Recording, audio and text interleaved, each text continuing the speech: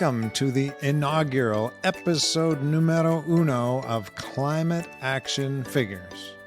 I am your host, John Whidden, and this episode is a little different than the usual because I am the host and the guest. First this podcast, and then the world. Seriously, though.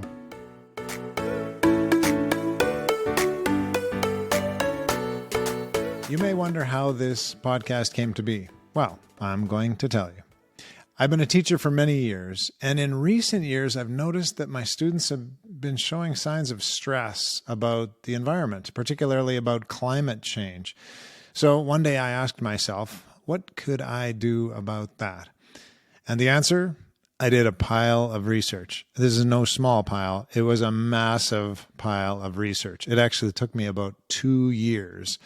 And what it ended up being is an in-school program that came out of this research that I developed for grade 5 and 6 students that would help them deal with climate anxiety. We started with facts about climate change, the science around climate change. We spent a few days talking about that, looking at some videos, looking at all kinds of resources. And then in the end, they developed their own idea, a small action that they could take and develop, and they executed that action, and it seemed like they felt better about themselves and about the world. They had mitigated climate change in some small degree. What does mitigate mean? Well, I looked it up for you. The dictionary says mitigate is to make less severe or painful. So there you have it. They did that. Now, we all know that there's not one small action that will, or large action that will solve the problem. But as Margaret Mead, the great author, once wisely said, never doubt that a small group of thoughtful, committed citizens can change the world. Indeed, it's the only thing that ever has. So the students seem to take a lot out of this program and some hope from their small actions. But then I got thinking, how could we share some of those actions? Because it was kind of cool to hear about them. But how cool would it be to hear about all kinds of actions that youth are taking all over the place? But where could we share those? A website? Meh. A podcast? Now we're talking. And that's how we got here. Now, along the way, I was interviewed by a CBC program and podcast called What on Earth? And I was very happy that they wanted to talk with some of the students who had been through this school program that I created. So the students that they chose, Abby and Cade, were super eloquent and passionate and spoke beautifully. So I thought, who would be the perfect guest for the first couple episodes of Climate Action Figures? You got it, Cade and Abby. So next week you get to meet Cade, and the following week Abby will be joining us. We have other guests lined up already, including a grandmother and her grandkids from rural Quebec, and some central Alberta students who are going to tell us about the amazing, nay, award-winning things that their school is doing.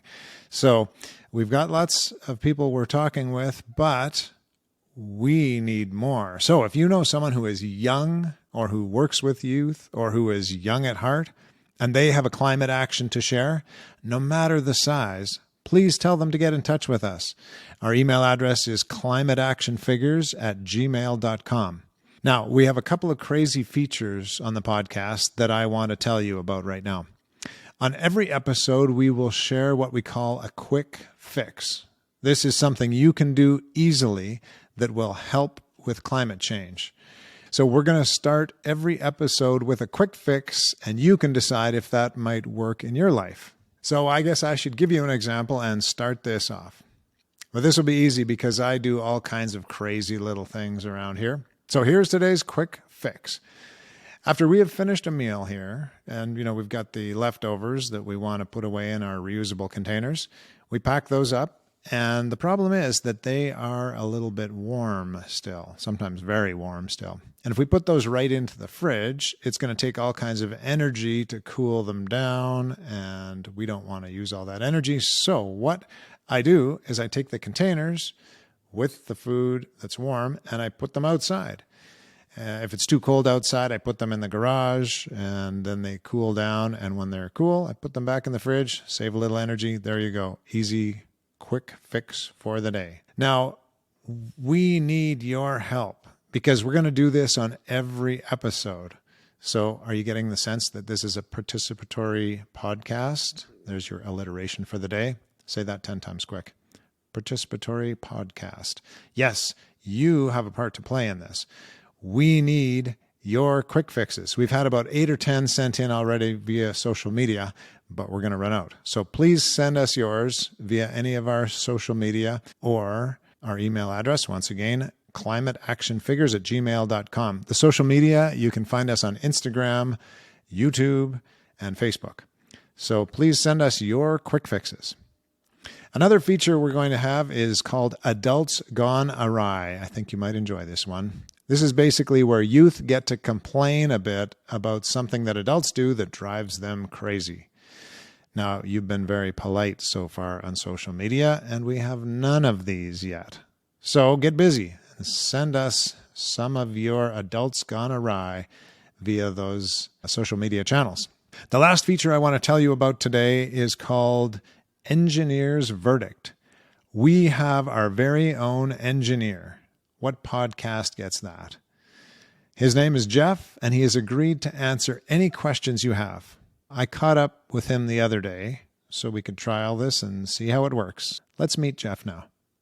Well, a very special welcome to our guest this morning, Jeff. Now, Jeff is going to be our resident engineer, and we're going to talk a little bit more about that in a minute. But first, Jeff, welcome to you. Well, thank you, John. It's great to be here with you. And let's just get this straight.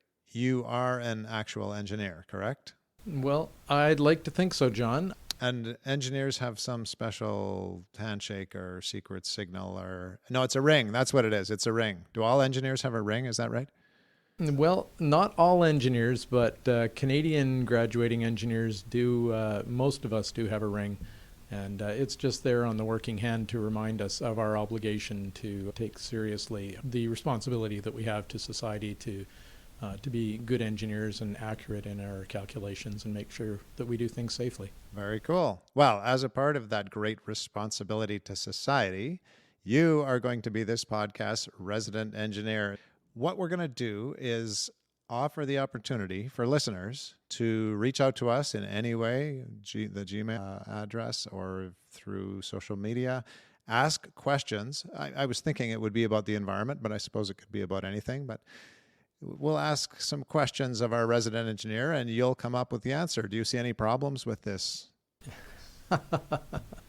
Well, the main problem that I can see is if you ask any engineer or scientist a question, you've got to be prepared for the answer, which will always begin with, well, that depends. If you remember back to your high school science classes, or maybe for some of you, you're remembering yesterday's high school science class, you always have to list your assumptions, and those assumptions can have a huge impact on what your answer is going to be. So my answers will probably always start with, that depends. Otherwise, sure, bring it on. Wow, that sounds great. So, dear listener, it is up to you to send in questions for our engineer. Otherwise, you're not going to hear from him, and he will be sad. And no one wants a sad, unemployed engineer. So, John, what's on your mind today, or have you heard from your listeners already? We actually have our first question for you. We only have one right now, so we need some more. Write in with those questions. But we do have one, and the question is this. My dad is talking about cycling to work. I've got him going on that theme because I always walk to school, so I'm saying, well, you should try getting some exercise and cycling to work. So just to help him with that decision, I thought if I could get the engineer's opinion on how much he might save every year by cycling the 5 kilometers, I guess 10 kilometers round trip to work every day. So can you give our young listeners some fodder for the argument? He said it was a 2001 Odyssey van, the classic family van. So if that helps your calculation. Sure, that definitely gives us something to work with. Well, as I mentioned to you before, the answer to how much is your dad going to save is it depends. Where do you live? how good a shape is the van, all those kind of things. So let's just start by listing some assumptions. I'm going to assume that your 2001 Honda Odyssey has the 6-cylinder, 4-speed automatic transmission. I'm going to assume that all the maintenance was kept up to date and that the tires are properly inflated, all those good things that you would do to try and make sure that your vehicle is operating properly. I'm going to assume that you're only going to idle it for a few seconds after you start just to get the oil moving, but you're not going to let it sit there and idle for 5 or 10 minutes the way some people seem to do. And I'm going to assume that the vehicle is getting what the original fuel consumption rating listed of about 13 liters per 100 kilometers in city driving. So that's the assumptions that we're going to make. So if there's a 10-kilometer round trip to and from work for your dad, that would work out to about 1.3 liters per trip, or 6.6 liters per week to get to and from work.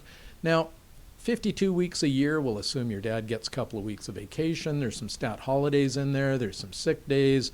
Let's go with 48 weeks per year that your dad's having to commute back and forth to work. And that works out to about 319 liters of gas per year. Now, what does that work out to in savings? Well, if your dad lives here in Medicine Hat, where I'm at, that'll work out to about $533 a year, according to Gas Buddy, the website that shows Medicine Hat's at $1.26 per liter. Now, on the other hand, if you live in Vancouver, Gas Buddy tells me that you're at $2.13 a liter, so it's going to save you $680 a year.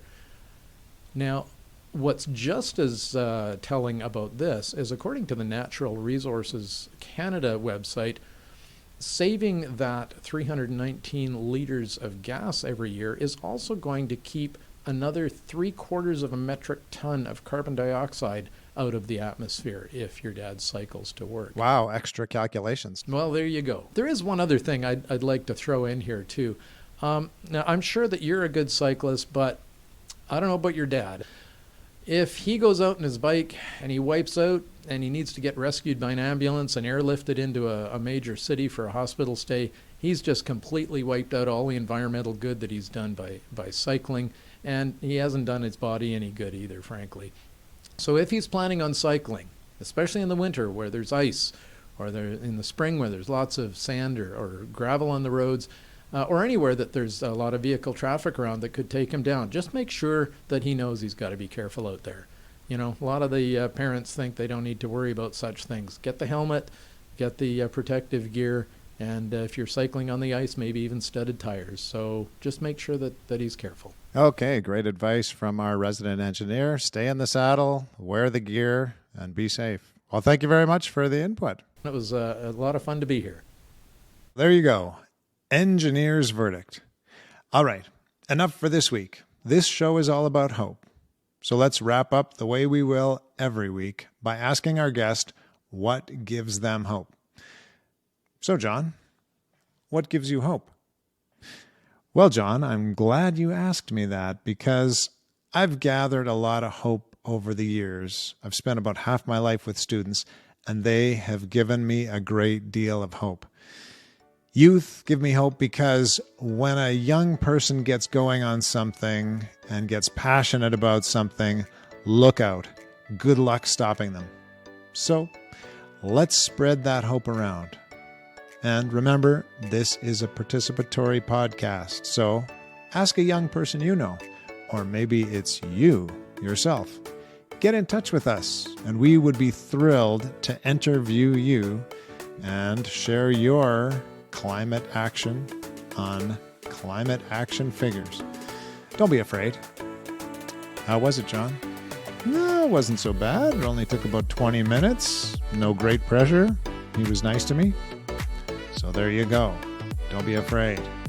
And come on back next week for another dose of hope when we talk with Cade. Go Figures. This has been Climate Action Figures. Our show is produced and hosted by John Whidden. Our creative consultant is Kayla McIntosh. Our theme song is Hawaii Vacation by Tovari. You can find us on Instagram, Facebook, and YouTube at Climate Action Figures. That's all one word. And if you have any other questions or comments that arose from this or any episode, feel free to reach out to us at climateactionfigures@gmail.com. And thank you for listening. We'll be back next week with another Climate Action Figure.